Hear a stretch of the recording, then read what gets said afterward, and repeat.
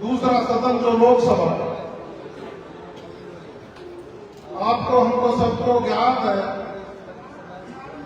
कि हमारे सबके श्रद्धेय आदरणीय भंवरलाल शर्मा जी की सुपुत्री और जयपुर लोकसभा की सांसद आदरणीय मंजू शर्मा जी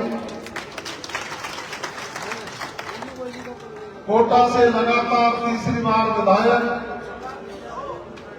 जो सरल और सहज स्वभाव के धनी है, दौसा विधानसभा क्षेत्र में पिछले 15 दिन से घर घर जाकर के पार्टी की रीति नीतियों का प्रचार कर आप सबका समर्थन मांग रहे हैं। ऐसे आदरणीय श्रद्धेय संदीप शर्मा जी विधायक कोटा हमारे बीच में, महिला आयोग की पूर्व अध्यक्षा और बहुत संघर्षशील महिला नेता के रूप में जिन्होंने पहचान बनाई, आदरणीय सुमन शर्मा जी पूर्व विधायक और वयोवृद्ध नेता आदरणीय हंसनाथ शर्मा जी, और जिनका अभी बहुत बड़े भामाशाह के रूप में नाम संचालक महोदय ने लिया, आदरणीय देवी शंकर शर्मा जी, हमारे हरियाणा ब्राह्मण समाज के राष्ट्रीय अध्यक्ष, जिनका कई बार आशीर्वाद मुझे भी मिला है, ऐसे आदरणीय बुद्धिचंद शर्मा जी, हमारे भारतीय जनता पार्टी के नेता, उद्योग व्यापार संघ के अध्यक्ष आदरणीय अनुराग शर्मा जी, और दौसा सामान्य सीट होने के बाद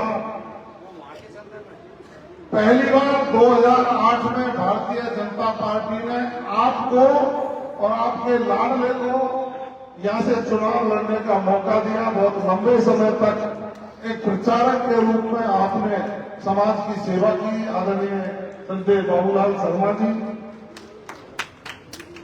भारतीय जनता पार्टी के पूर्व जिलाध्यक्ष बड़े भाई रतन तिवारी जी, हमारे सांगानेर विधानसभा में भारतीय जनता पार्टी के नेता आदरणीय राधेश्याम जी, जो हमारा युवा साथी यहां से निर्दलीय चुनाव लड़ना चाह रहा था, और आप सबके मार्गदर्शन में उन्होंने चुनाव से अपने आप को अलग कर आप सबके कदम से कदम मिलाने का जो निर्णय लिया है, ऐसे भाई रोहित जी, मेरे पितातुल्य और मेरे मार्गदर्शक, ब्राह्मण सभा के प्रदेश के पदाधिकारी आदरणीय पंडित रामगोपाल शर्मा जी, जो नगर से आए हैं, आदरणीय वैद्य जी लक्ष्मीकांत जी, यहाँ शहर के अध्यक्ष राजेश शर्मा जी, आदरणीय कैलाश जी भारद्वाज साहब और सत्यनारायण जी जयमन साहब और बाबू राज जी जयमन साहब, और मंच के समक्ष विराजमान मंच और आप सभी इस देश में और सनातन संस्कृति को मानने वाले सब लोगों का हमेशा मार्गदर्शन कर उनको सद्मार्ग पर चलाने की जो प्रेरणा देते हैं, उन सभी दिग्गजों के चरणों में मेरा नमन प्रणाम करता हूं। आज मुझे एक बात याद आ रही है आदरणीय तिवारी, वो दिन था 31 मार्च 2016, हमारे कामा विधानसभा में एक राम गांव पड़ता रहा, और वहां ब्राह्मण समाज दीग नगर कामा के लोगों ने होली मिलन समारोह किया। आदरणीय हमारे आज जो मुख्यमंत्री जी भजनलाल शर्मा जी उस समय पार्टी का काम करते थे, उनको उस कार्यक्रम में मुख्य अतिथि बनाया। अब जैसे ही भरतपुर से वो राम के लिए चले, तो डीग में आके उन्होंने फोन किया, जवाब सिंह कहाँ है? मैंने कहा सर डीग में एक ब्राह्मण समाज का होली मिलन समारोह है, तुझे मेरे साथ चला। मैंने कहा साहब ब्राह्मण समाज का होली मिलन समारोह है, सामाजिक लोकल कार्यक्रम है, मैं जाऊंगा तो समाज की बातें होती हैं, कोई कुछ कहेगा कोई कुछ कहेगा कि नहीं मेरे साथ चल। मैं वहां जब गया मंच पे जाके बैठा, हमारे विद्वजन बैठे थे, तो कुछ एक दो लोगों ने खुसक शुरू करी। और जब आदरणीय भजनलाल शर्मा जी का बोलने का मौका आया तो सबका संबोधन करने के बाद उन्होंने कहा कि ब्राह्मण समाज के होली मिलन समारोह में पधारे पंडित जवाहर सिंह जी बेड़म। तो आदरणीय तिवारी जी मुझे मौका मिल गया, अभी 30 मार्च को 2024 में गुर्जर समाज का होली मिलन समारोह जयपुर के बिड़ला ऑडिटोरियम में हमने रखा और आदरणीय मुख्य अतिथि के रूप में प्रदेश के मुख्यमंत्री जी को आमंत्रित किया और वहां करीब 4-5 हजार लोगों की संख्या थी पूरे राजस्थान। मैंने उन सबसे गुर्जर समाज के लोगों से कहा, मैंने कहा 2016 में हमारे विद्वजनों के कार्यक्रम में एक गुर्जर समाज के घर में जन्मे व्यक्ति को आदरणीय मुख्यमंत्री जी ने पंडित जवाहर सिंह बेड़म नाम से पुकारा था। यदि पूरे राजस्थान का गुर्जर समाज आज इजाजत दे तो चूंकि हम अपना संरक्षक मानते हैं, इसलिए आज मैं घोषणा करता हूं कि पंडित भजनलाल गुर्जर आपको घोषित किया है। आज फिर वही बात हो, मैं जब 3-4 दिन पहले गुर्जर समाज के सम्मेलन में गया तो बाहर लोग कह रहे थे कि साहब गुर्जर समाज का सम्मेलन हो रहा है, गुर्जर समाज का सम्मेलन हो रहा है। आज मुझे किसी ने नहीं कहा ब्राह्मण समाज का सम्मेलन हो रहा है, उन्होंने कहा कि बुद्धिजीवियों का सम्मेलन हो रहा है, वो इस मैरिजों का हो रहा है। आप समझ गए? तो आप सब बुद्धिजीवियों को मेरी ओर से बहुत बहुत प्रणाम, आपके चरण छूकर आपका आशीर्वाद लेने के लिए आया। मैं पिछले 10-15 दिन से आपके बीच में हूं। दीपावली का त्योहार आप सबने खूब मनाया है और यह राजनीतिक सरगर्मी परवान पर है। पूरा दौसा विधानसभा यह नजर लगा के बैठा है कि आखिर दौसा का ब्राह्मण समाज क्या निर्णय लेगा। लेकिन मैं जिस दिन यहां प्रभारी बना करके भेजा, जैसा आदरणीय किरोड़ीलाल मीणा जी कह रहे थे, तो मैंने माननीय मुख्यमंत्री जी को आग्रह किया था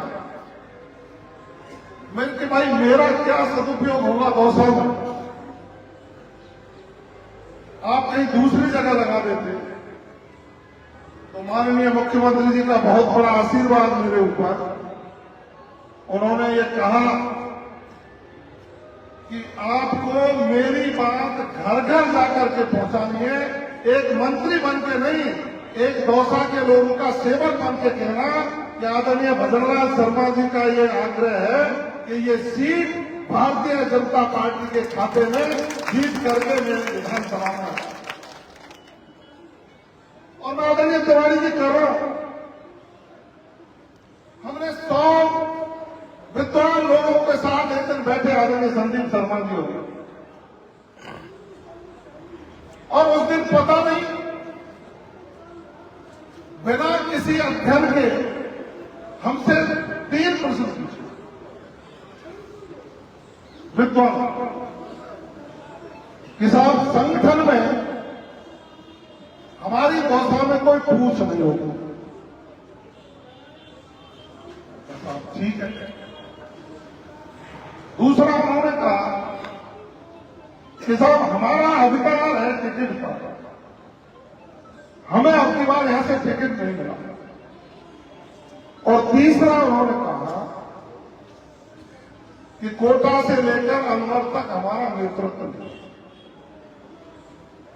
तो जोर से तो नहीं हंसा, क्योंकि विद्वान लोग थे, फटकार देते मुझे, मैं बनी मन अंदर अंदर मुस्कुराया। मैंने कहा मुझे ध्यान है कि यहाँ के भारतीय जनता पार्टी के जिलाध्यक्ष ब्राह्मण है, शायद बाबूलाल के भाई। फिर मैंने ध्यान किया कि यहाँ के पूर्व जिलाध्यक्ष 2 बार रतन तिवारी जी रहे, वो भी ब्राह्मण। फिर मैंने और ध्यान किया थोड़ा सा, मैंने कि अभय शंकर जी भी ब्राह्मण। और फिर ध्यान आया कि घनश्याम बालारेड्डी जी भी ब्राह्मण है। तो मैंने कहा मैं ब्राह्मण देवता हूं, साम्राज्य संगठन आपको दे रहा है, क्यों मैंने आप प्रश्न पूछे भाई। तो उन्होंने कहा बात तो सही है। फिर बनकर जब से दौसा की सीट जनरल हुई है, तब से लेकर और आम चुनाव तक 4 बार ब्राह्मण समाज को भारतीय जनता पार्टी ने टिकट दौसा की सीट पर दिया। आदरणीय बाबूलाल जी को दिया और 3 बार आदरणीय शंकरलाल शर्मा जी। लेकिन करें क्या, जीते जब एक बार, मैं स्पष्ट कह रहा हूं गुरुजनों से, जब किरोड़ीलाल मीणा ने निर्दलीय प्रत्याशी खड़ा करके मुरारीलाल मीणा से मीणाओं में वोट चढ़ाकर तीसरी वोट दिए और गुर्जर समाज ने 100 के 100% दौसा के ने वोट दिए, तब शंकरलाल शर्मा 25,000 वोट से जीते। फिर उसके बाद लगातार सफलता नहीं मिल पाई। और मैं भैया तीसरे प्रश्न का उत्तर मेरे दिमाग से आता है, कोटा से लेकर अलवर तक आप कह रहे हैं। कोटा के विधायक संदीप शर्मा जी बैठे जो तीसरी बार, और अलवर के विधायक संजय शर्मा जी राजस्थान की सरकार में मंत्री। और इसी बीच में भरतपुर जिला आता है जहां जन्म लिया एक किसान परिवार में, एक विद्वान परिवार में आदरणीय भजनलाल शर्मा जी इस प्रदेश के मुख्यमंत्री हैं। अब ये बात मुझे कहनी पड़ रही है आपके बीच में, तो आदरणीय घनश्याम जी भाई साहब, उन सब लोगों ने अपना हाथ मेरे सिर पर रखा कि हमको तो पता नहीं कौन सी हवा भ्रमित कर रही थी, ये तो पूरा राजस्थान ही हम चला रहे हैं, तो अब सोचने की जरूरत ही नहीं है, कमल ही कमल पे वोट लगेंगे। और भैया हमारे बड़े नेता और आ जाए तो बड़े नेता जो देश की संसद में बैठते हैं, आदरणीय घनश्याम जी भाई साहब, मंजू जी और पूरा ब्राह्मण समाज यहां मौजूद है। मैं आपसे निवेदन कर रहा हूं, हरदेव जोशी के बाद ये मौका आप सबको मिला है और इस मौके को अनवरत रूप से हम चलाते रहे। ये हमारी और आपकी जिम्मेदारी है।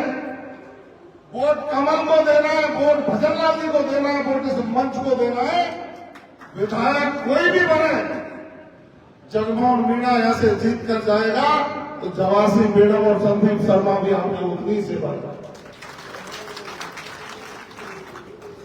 ये इसलिए आवश्यक है कि इस देश की संस्कृति को बचाने का संकल्प दिलाने का काम यही बुद्धिजीवी समाज करता है। इस देश में धर्म की रक्षा करने का भी यदि संकल्प दिलाने का काम करता है तो यही समाज करता है।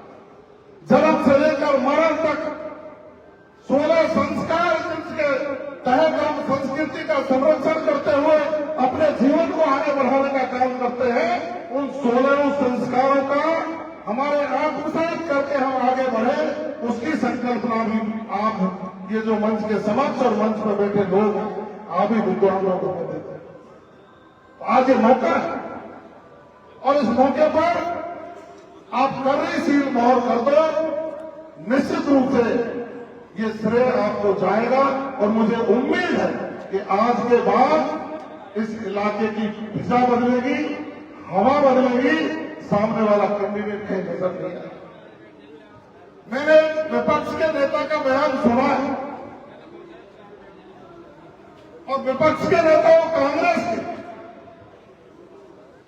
के नेता यहां आए थे, उन्होंने कहा आप लोगों को भ्रमित करने के लिए कि भारतीय जनता पार्टी ने ब्राह्मण को टिकट नहीं दिया।